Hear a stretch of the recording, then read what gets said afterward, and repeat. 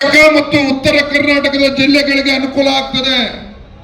ತುಮಕೂರಿಗೂ ಅನುಕೂಲ ಆಗ್ತದೆ, ಚಿತ್ರದುರ್ಗ ಅನುಕೂಲ ಆಗ್ತದೆ, ದಾವಣಗೆರೆ ಅನುಕೂಲ ಆಗ್ತದೆ, ಪಕ್ಕ ಕೊಪ್ಪಳ, ವಿಜಯನಗರ, ಬಳ್ಳಾರಿ ಜಿಲ್ಲೆ, ಈ ಕಡೆ ಶಿವಮೊಗ್ಗ ಜಿಲ್ಲೆ, ಎಲ್ಲ ಜಿಲ್ಲೆಗಳಿಗೂ ಕೂಡ ಅನುಕೂಲ ಆಗ್ತದೆ.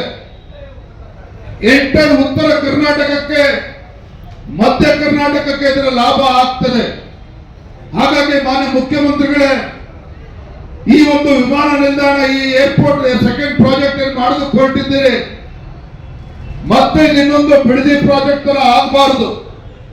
ಈಗಾಗಲೇ ರಾಜ್ಯದ ಜನ DK ಶಿವಕುಮಾರ್ ಅಂತ ಹೇಳಿದ್ರೆ ರಿಯಲ್ ಎಸ್ಟೇಟ್ ಏಜೆಂಟ್ ಇವತ್ತು ರಾಜ್ಯದ ಮುಖ್ಯಮಂತ್ರಿಗಳು ಅಂತ ಮಾತನಾಡ್ತಾ ಇದ್ದಾರೆ.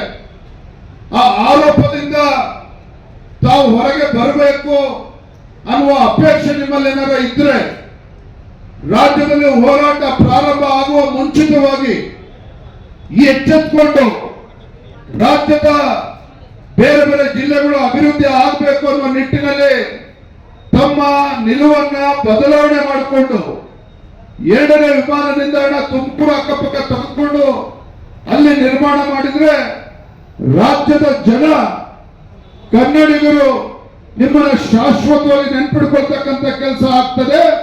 ಬೇಕಂತ ರೀತಿಯಲ್ಲಿ ಆ ಒಂದು ನಿರ್ಧಾರವನ್ನ ತಾವು ತೆಗೆದುಕೊಳ್ಬೇಕು ಅನ್ನುವ ಆಗ್ರಹವನ್ನ ರಾಜ್ಯದ ಜನರ ಪರವಾಗಿ ಯೋಚನೆ ಮಾಡ್ತಾ ಇದ್ದೇನೆ.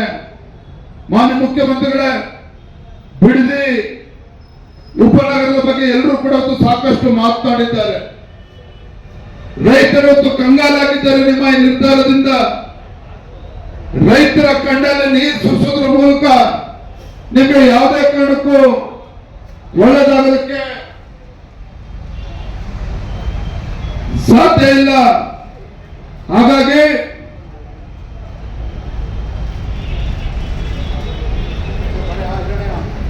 ಈ ನಿರ್ಧಾರದಿಂದ ಮಾನ್ಯ ಮುಖ್ಯಮಂತ್ರಿಗಳು ಹಿಂಸರಿಬೇಕು ಅನ್ನುವ ಆಗ್ರಹನ ಪಡಿಸಿ ಮುಂದಿನ ದಿನಗಳಲ್ಲಿ ಯಾವ ದಿನಾಂಕ ಅಂತೇಳಿ ನಾನು ನಮ್ಮ ಪಕ್ಷದ ಮುಖಂಡರು ನಿರ್ಧಾರ ಮಾಡ್ತೇವೆ. ಅಶೋಕ್ ಅಣ್ಣವರು, ಚಲವಾದಿ ಅವರು, ನಮ್ಮೆಲ್ಲ ಮುಖಂಡರಿಗೂ ಚರ್ಚೆ ಮಾಡ್ತೇವೆ.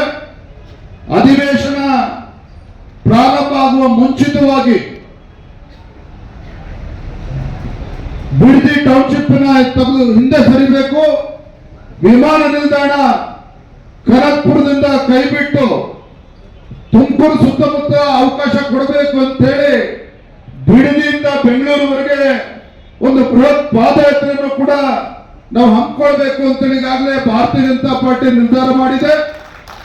ಹಾಗಾಗಿ ನಾನು ಮುಖ್ಯಮಂತ್ರಿಗಳಲ್ಲಿ ಮತ್ತೆ ನಾನು ವಿನಂತಿ ಮಾಡ್ತಾ ಇದ್ದೇನೆ, ರಾಜ್ಯದ ಜನರ ಪರವಾಗಿ ಆಗ್ರಹವನ್ನು ಕೂಡ ಪಡಿಸ್ತಾ ಇದ್ದೇನೆ. ಎಷ್ಟು ಜನ ಮುಖ್ಯಮಂತ್ರಿಗಳಾಗೋದಕ್ಕೆ ಸಾಧ್ಯ ಇದೆ ಮಾನ್ಯ DK ಶಿವಕುಮಾರ್ ಅವರೇ? ಆ ಭಗವಂತನ ಆಶೀರ್ವಾದದಿಂದ ರಾಜ್ಯದ ಮುಖ್ಯಮಂತ್ರಿಗಳಾಗಿದ್ದೀರಿ. ಮುಖ್ಯಮಂತ್ರಿಗಳಾಗಿ ಎಷ್ಟು ದಿನಗಳ ಕಾಲ ಕುರ್ಚಿಗೆ ಕೂತಿದ್ದೀರಿ ಅನ್ನೋದು ಮುಖ್ಯ ಅಲ್ಲ. ಮುಖ್ಯಮಂತ್ರಿಗಳಾಗಿ ಎಷ್ಟು ಸಂಪಾದನೆ ಮಾಡಿದ್ದೀರಿ ಅನ್ನೋದು ಮುಖ್ಯ ಅಲ್ಲ. ರಾಜ್ಯದ ಮುಖ್ಯಮಂತ್ರಿಗಳಾಗಿ ಕರ್ನಾಟಕ ರಾಜ್ಯದ ಅಭಿವೃದ್ಧಿಗೆ ತಮ್ಮ ಕೊಡುಗೆ ಏನು ಅದು ಮುಂದೆ ಜನ ಮಾತನಾಡ್ತಕ್ಕಂಥದ್ದು. ಇವತ್ತೇನು ಬಿಡದಿ ಟೌನ್ಶಿಪ್ ಬಗ್ಗೆ ಎಷ್ಟೊಂದು ಆಸಕ್ತಿ ವಹಿಸಿಕೊಂಡಿದ್ದಾರಲ್ಲ DK ಶಿವಕುಮಾರ್ ಅವರೇ, ಏನು ಕನಕಪುರ ಏರ್ಪೋರ್ಟ್ ಬಗ್ಗೆ ಬಹಳ ತಲೆ ಕೆಡಿಸ್ಕೊಂಡಿದ್ದೀರಲ್ಲ, ಅದರ ಶೇಕಡ 20 ಭಾಗ ಉತ್ತರ ಕರ್ನಾಟಕದ ಜ್ವಲಂತ ಸಮಸ್ಯೆಗಳನ್ನ ಪರಿಹಾರ ಮಾಡತಕ್ಕಂಥ ನಿಟ್ಟಿನಲ್ಲಿ, ಉತ್ತರ ಕರ್ನಾಟಕದ ನೀರಾವರಿ ಯೋಜನೆಗಳಿಗೆ ಉತ್ತರವನ್ನ ಕಂಡುಕೊಳ್ತಕ್ಕಂಥ ನಿಟ್ಟಿನಲ್ಲಿ ಕನಿಷ್ಠ 20% ಆದರೂ ಕೂಡ ಸಮಯವನ್ನ ಕೊಡಿ.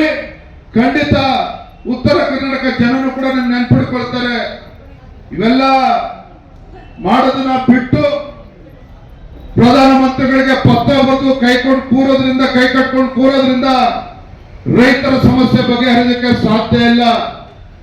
ರಾಜ್ಯದ ಮುಖ್ಯಮಂತ್ರಿಗಳಾಗಿ ಭೀಕರ ಬರಗಾಲವನ್ನ ಎದುರಿಸತಕ್ಕಂತ ಸಂದರ್ಭದಲ್ಲಿ ರೈತರಿಗೆ ಏನ್ ಹೇಳಿದ್ರು ನೀವು?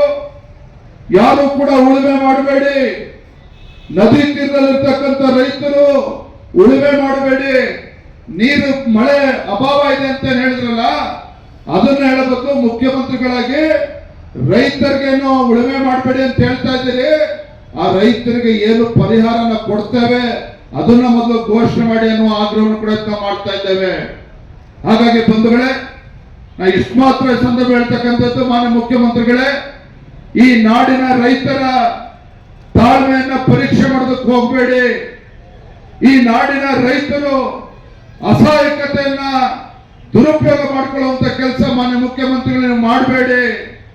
ಅಧಿಕಾರ ಎಷ್ಟು ದಿನ ಇರ್ತದೋ ಗೊತ್ತಿಲ್ಲ, ಇರೋವರೆಗೂ ಕೂಡ ರೈತರ ಹಿತರಕ್ಷಣೆಯನ್ನ ಕಾಪಾಡ್ತಕ್ಕಂಥ ಕೆಲಸ ದೇವ್ರ ಮೆಚ್ಚೋ ರೀತಿಯಲ್ಲಿ ತಾವು ಮಾಡಬೇಕು ಅನ್ನುವ ಆಗ್ರಹವನ್ನ ಪಡಿಸ್ತಾ, ಈಗ ನಮ್ಮ ವಿರೋಧ ಪಕ್ಷದ ನಾಯಕರಾಗಿರ್ತಕ್ಕಂಥ ಆರ್ ಅಶೋಕ್ ರವರು ತಮ್ಮೆಲ್ಲರನ್ನು ಕೂಡ ಉದ್ದೇಶಿಸಿ ಮಾತನಾಡ್ತಾರೆ ಅಂತ ಹೇಳ್ತಾ, ಇವತ್ತು ನಮ್ಮ ರೈತ ಬಾಂಧವರಿಗೆ, ನಮ್ಮ ಪತ್ರಿಕಾ ಹಾಗೂ ಮಾಧ್ಯಮದ ಸ್ನೇಹಿತರು ಕೂಡ ತಮ್ಮ ಸಹಕಾರಕ್ಕೆ ವಂದನೆಯನ್ನು ಸಲ್ಲಿಸ್ತಾ ನನ್ನ ಮಾತನ್ನು ಮುಗಿಸ್ತಾ ಇದ್ದೇನೆ. ಬಲೋ ಭಾರತ್ ಮಾತಾ ಕಿ, ಬಿಜೆಪಿಯ ರೈತ ಪರ ಹೋರಾಟಕ್ಕೆ, ಬಿಜೆಪಿಯ ರೈತ ಪರ ಹೋರಾಟಕ್ಕೆ ನಮಸ್ಕಾರ.